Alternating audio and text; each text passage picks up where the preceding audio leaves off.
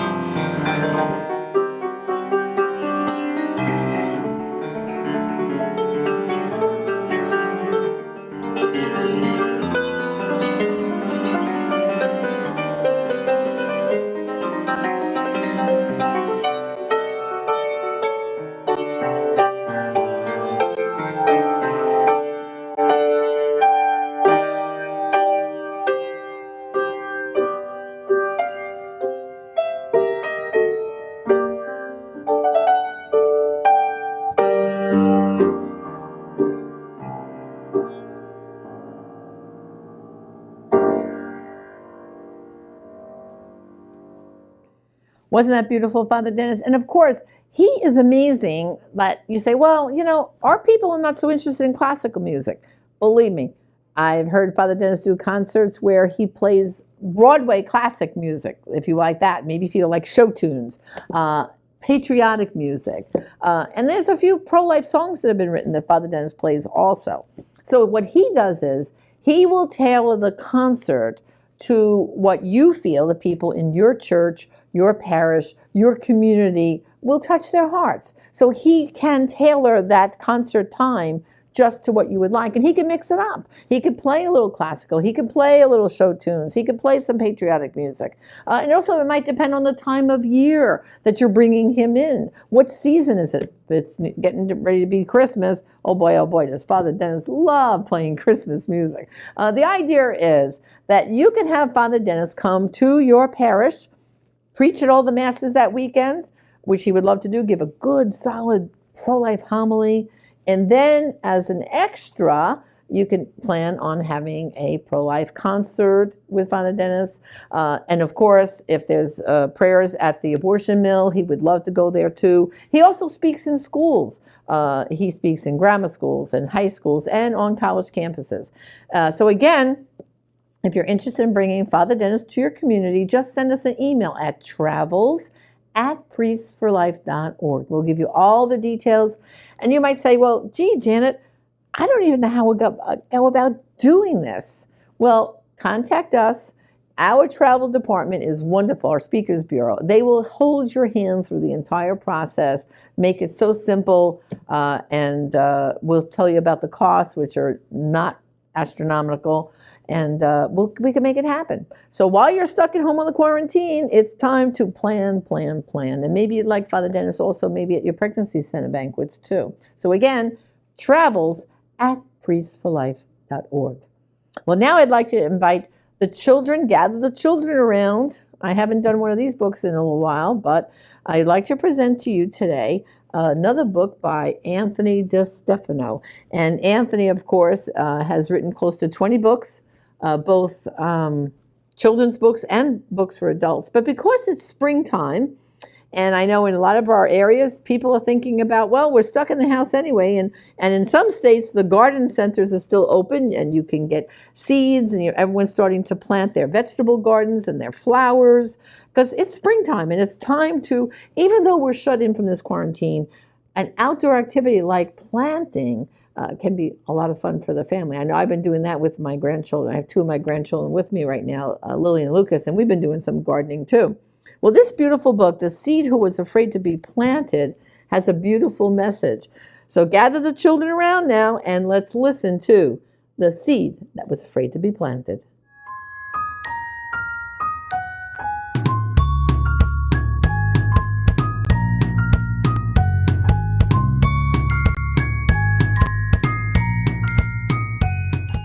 Hi kids, I'm Anthony DeStefano, and this is a seed. The reason why I'm showing it to you is because it looks a little like the seed in a book I wrote that I'd like to read to you right now. It's called The Seed Who Was Afraid to Be Planted, and it's all about a tiny little seed who's very afraid of being planted in the ground. Have you ever been afraid of anything? Ever been scared or upset? If you have, then stay with me for a few minutes while I read you this story. And after I finish, I'll be back to say a few words to you adults who are watching too, because this book isn't just for kids. The Seed Who Was Afraid to Be Planted by Anthony DeStefano. There once was a seed who lived in a drawer in a room of a mansion by a beautiful shore. The drawer was filled up with seeds of all kinds for bushes and trees and flowering vines. The seed was quite happy and had lots to do. The drawer was quite pretty and painted bright blue. Cozy and warm, the seed felt secure. The drawer was a playground, of this he was sure. But all was not well. The seed was afraid that he would be taken and planted one day. The mansion, you see, was owned by a man whose hobby was gardening and tending his land. The man sometimes took a seed from the drawer, and no one would see that seed anymore. The seed was so scared there might come a day the man would reach down and take him away. The thought was just awful and hard to believe. He couldn't imagine that he'd have to leave. Then one dark day, the drawer opened wide. The seed saw a hand reach down from outside.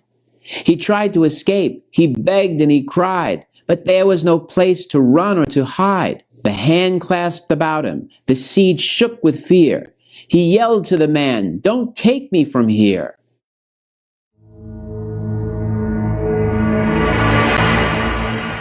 Outside in the garden, the seed looked around.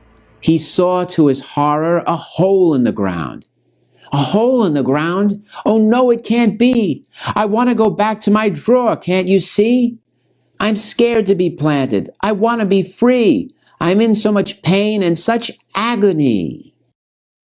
The man was just silent. He made not a sound. He just smiled softly and put the seed down. The sky was deep purple. The seed said a prayer. The man stood above him and buried him there. He started to moan. He started to groan. He felt so abandoned, forsaken, alone. Tired and frightened, he started to weep, but soon closed his eyes and fell fast asleep. All covered with dirt, he dreamed he would die. But then all at once, in the blink of an eye, something took place there in that hole to the seed's weary body and terrified soul. He started to change. He started to glow. The little seed stretched out and started to grow. "What can be happening?" the little seed cried. "What is this feeling I have deep inside?" His body expanded. He swelled and he grew. He rose in the dirt till his head wiggled through. Once through the soil, he saw a great light. The sun in the sky was dazzlingly bright. Slowly but surely, the seed was aware of rising and climbing up into the air. At last the seed realized, at last he could see, he was really and truly becoming a tree. Higher and higher the little tree went. Into the heavens he made his ascent. Suddenly branches sprang from his side. Hundreds and hundreds of leaves multiplied. The branches grew nuts and fruits that hung down. They swayed in the breeze and covered the ground. Then filling the air with fragrant perfumes, the tree sprouted flowers and blossoms and blooms. Then birds began building nests for their young, joyfully flapping their wings as they sung. In the tree's branches the baby birds napped, while woodpeckers pecked at his bark full of sap. Cardinals and blue jays flew from above. They played with the eagles and owls and doves. Squirrels and rabbits began to appear.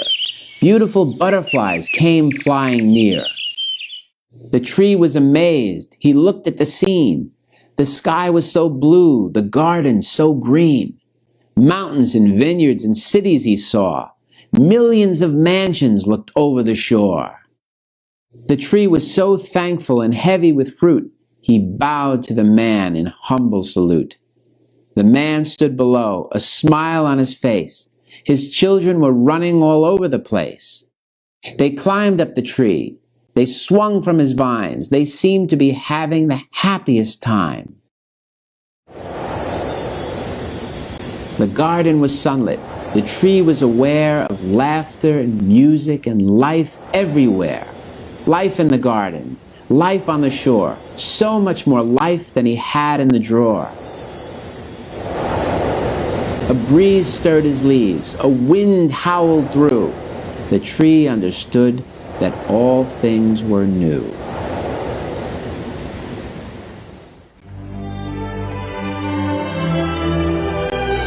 The tree understood that he had been freed. He barely remembered when he was a seed. He barely remembered his life in the drawer. His fears disappeared and returned nevermore. Did you like that? You know, kids, the meaning of this story is very simple. Just like the seed who was afraid to be planted, sometimes we can feel scared and lonely and abandoned. When something new and different happens in our lives, like the first day of school or having to go to the dentist's office, or something very serious like the death of a pet or even someone in our family, it can be so frightening. But no matter what happens, you have to remember that God is like the gardener in this story. He loves us and cares for us very much. And if you trust God completely, He'll help you to overcome your fear and grow into the best kind of person you can be. And that's true for us adults too. At one time or another, all of us feel scared. All of us grieve over losses. But no matter how bad things get, we can never forget that God is with us and that He always wants us to grow and be more fruitful. The end of the human story is not death, but life, abundant life. I'm Anthony DeStefano, and I'll see you again next time.